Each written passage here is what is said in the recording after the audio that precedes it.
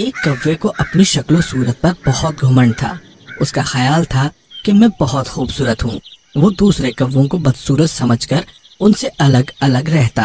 एक दिन उसने सोचा, काली कलोटी और भौंडी शक्ल के कौवों से मेरी सूरत बिल्कुल अलग है, भला उनका और मेरा क्या मुकाबला।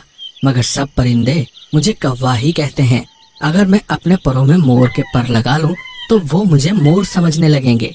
ये सोचकर उसने मोर के खूबसूरत और चमकीले पर इकट्ठे करके अपने परों में लगा लिए और मोरों के साथ फिरने लगा। मोरों ने जब इस काले कलौटे कौवे को अपने साथ फिरते देखा तो सब मिलकर उस पर टूट पड़े और ठूंगे मार मार कर इसके सारे पर नोच डाले।